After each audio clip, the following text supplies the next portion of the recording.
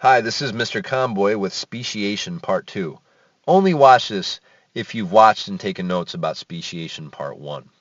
In Part 1, we talked about the basic process of speciation. Now I'm going to try to give you a realistic example. So here we have a genus that I'm familiar with, the genus Daphnia. These are small crustaceans that live in water all over the world. There are hundreds of different species. This one here is called Daphnia pulex. This one here is Daphnia lumholtzi.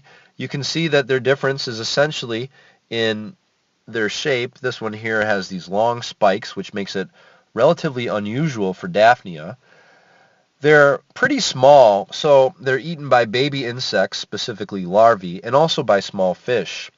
These things eat algae as their food, and they're small enough to get under the feathers of migrating birds, which means they can be moved from lake to lake over time. And my task here is essentially to say, how could a common ancestral species gradually evolve into both of these two? And so that's what I'm going to try to do. I'm going to try to explain that using the theory that we talked about in the Part 1 video. Now, in the Part 1 video, we said that speciation requires, first of all, a common ancestor, an original species that the other two gradually evolve from. And that ancestral species must have genetic variety to begin with because of mutation and all those other causes. So here I have my own sort of picture of an ancestral species and its gene pool. We're going to say it's located in Eastern Europe in some lake, maybe in Siberia, and hopefully you can see examples of genetic variation. They have genes for their shape and size. Here we see a really weird one that has these spikes here. This one here just has one spike, and some of them don't have much for spikes at all. So that's what we mean by genetic variation. Now let's suppose that that same species we just looked at, this one right here with genetic variation, let's say that it first evolved here in this lake in Eastern Europe or Siberia. We'll just call it a Eurasian lake. Now, in this particular climate, hopefully it makes sense to you that the temperatures of the summer water aren't ever going to get that hot. And what that means is that the predators, like the fish and the larval insects, can't ever be that active. So this environment here is not that competitive. It's relatively uncompetitive, and that means that natural selection is not going to be too harsh on these things. But, and this is a big but, you see that these colored lines here, they trace the migration routes of certain birds. And let's say that we have a certain species, such as the Siberian crane, which migrates from this particular lake to this tropical lake in Africa. What that means is that any Daphnia or their eggs can get caught in the feathers of the crane, and as the crane migrates to a different ecosystem, it accidentally brings some members of the original population into this new neighborhood. We call this geographic isolation, and it's one of the key ingredients needed for speciation. Now let's suppose that the Daphnia that get caught under the wings of the bird are a good sampling of the original population. So I have them looking exactly the same way as the original population here. But because they were brought over to Africa, we could consider them colonists. Now, keep in mind that if these guys have colonized a new place, then what we have is geographic isolation. That is, they are separated geographically from the original group.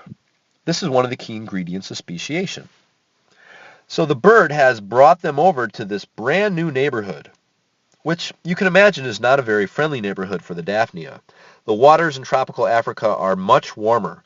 What that means is there are more fish and insects to act as predators, and there's a greater diversity, or there are a higher number of fish and insects. So it's going to be a really hard thing for these Daphnia to survive. They have not evolved to deal with such an environment. So here we have a very competitive environment. That's going to mean harsh natural selection. So what I'd like you to do is use your imagination here and draw an X through the Daphnia that you think will die and circle the ones that you think will live. Hit pause before you do that. Well, here's what I think would happen. I think that most of these smaller ones would easily be eaten because they're small enough to fit into the mouths of fish. But there are some other Daphnia which are not really going to fit into the fish's mouth very well, such as this one here with the spikes. With those long spikes, it's hard to fit into the mouth of an average fish. Let's say here's your average fish here. It has no problem eating some of these, but it would have a problem eating this one here. And larger fish aren't even going to bother going for any of these because they're going to chase larger prey. So already we've established then that the spiked variety, they have the advantage. In other words, they are better adapted than the rest. And so if we give time for them to out-survive and out-reproduce the rest, then we see, in effect, we have natural selection, which is one of those key ingredients of speciation. Now, give it a few generations, and natural selection's effects are really going to pile up. So these two different circles here represent different results of natural selection in different places.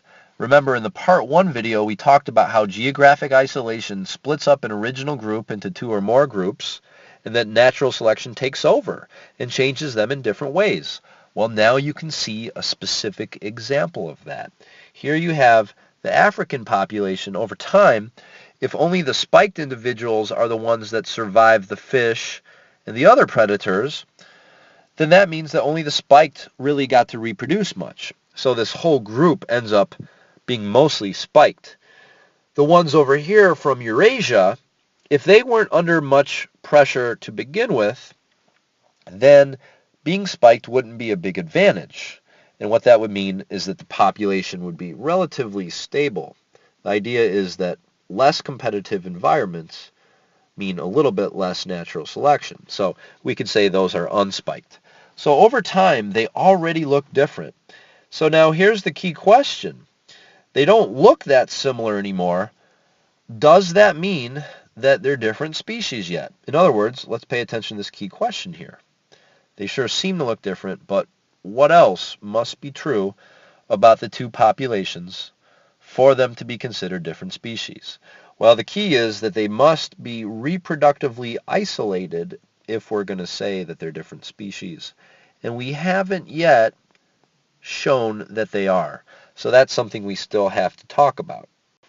Now listen carefully to this part. If we're going to demonstrate that these two groups are reproductively isolated, then we must make the case that even if they were brought back together, they would fail to reproduce. In other words, we have to ask the question, what if these two groups, the spiked and the unspiked, were reunited in the same lake? Well, hopefully you see that that's possible. I mean, if birds separated them in the first place, then perhaps a bird from Africa is going to bring the spiked members back to the Eurasian lake when it migrates to Eurasia in the summertime. So what I'm really saying is you need to imagine, okay, we've got the unspiked variety and the spiked variety back together again in the same lake in Eurasia. What, if anything, will prevent them from reproducing with one another? Well, there are some reasons why they wouldn't, and I have to explain them to you a little bit. So, first of all, you have to know something about the ecology or the characteristics of the environment inside the lake. We have two basic areas in the lake. You can think of the shallows, that's the shallow region in the lake, and the depths. The shallows have their own characteristics. Since they're close to the air, they have a lot of dissolved oxygen and a lot of light, because the light can penetrate through the shallows and then it fades as it gets deeper. So what that means is if you have lots of light, you can have photosynthesis, and so algae can do their thing because algae do photosynthesis. If they do photosynthesis, that means the Daphnia can eat them up there.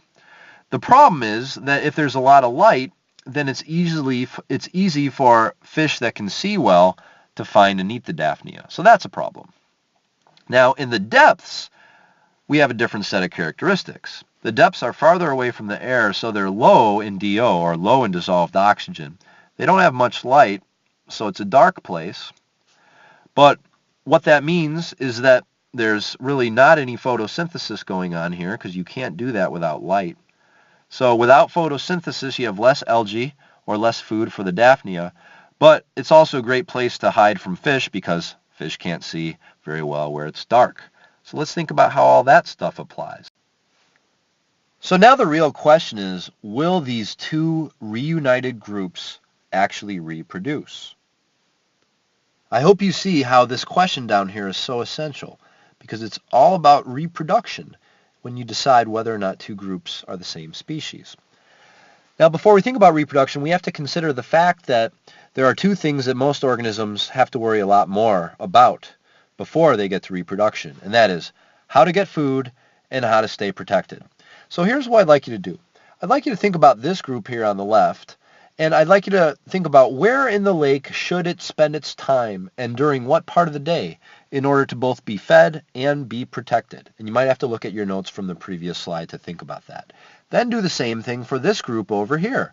Add notes to this slide to show where you think they'll spend their time and when, and hit pause before you do that so that you can hear what I think later on. All right, let's think about these guys on the left first. In the daytime, when there's plenty of light at the top, they're going to get gobbled up by fish. So they have to run away, and in the daytime, they have to spend their time at the bottom. So what are they going to do while they're there? Well, basically, not too much. There's no food down there, so while they're down there, they can reproduce. Maybe they can rest. But eventually, they're going to have to eat. The only time it's safe to eat is basically at night, because the food is at the top, and it's only at nighttime when there's no light at the top. So while they're up here at the top, they'll be busy eating. So on a daily basis, they're going to have to move up and down. That's going to take a lot of energy. It's going to be hard for them. But if they have genes that give them the instinct to respond to light by essentially running away or swimming down toward the bottom, then they should be okay. Now what about these guys, the Daphnia lumholtzi, the ones I've shown on the right? They actually are going to be protected all the time, so they can afford to stay at the top where they can eat and they can reproduce. So if they can eat safely up here and they can reproduce up here, then they have no reason at all to go downward. If they did, they'd be basically wasting their calories, which they can't afford to do. So these two organisms are going to have very different behaviors as a result. Well, hopefully you see that it's really natural selection that pressured this group I've drawn on the left to behave the way they do. You see, if some of these guys without the spikes didn't have the genes to tell them to move downward in the daytime, then that means they'd stay up here in the daytime and be eaten by the fish. And so they'd be dead and wouldn't pass on those faulty genes. So over time, the only ones here that would survive would be the ones that have the genes that make them instinctively go down here at daytime and to instinctively go back up here at nighttime to eat. So natural selection caused these two groups to act differently, and it actually is causing them to fail to reproduce. Because like we said before, the reproduction is going to happen down here during the daytime for these guys on the left, and it's going to happen up here at any time that these things on the right want to. So that means we have reproductive isolation, failure to reproduce. It also means we have speciation. My goal was to show you how speciation could come about. And now we just have to explain what types. So hit pause and think for yourself about which of these 6 types of reproductive isolation actually apply. Now we only have to find one type, but I think we have evidence of 3 types. They do have a timing difference or difference in schedule, so temporal isolation applies. They do different things. One migrates, the other doesn't, so that's behavioral isolation. And they technically live in different habitats. As we can see, one lives shallow and one lives deep. Either way, in the end, we've shown how one original group of Daphnia in this Eurasian lake was separated into 2 groups through geographic isolation, went through different environmental pressures, and therefore evolved differences based on natural selection. And then we looked at how those differences play out if the 2 groups are reunited. We found that those differences in where and when they have to live in the water has an impact on whether or not they can reproduce. This is a great example of speciation. Take care now.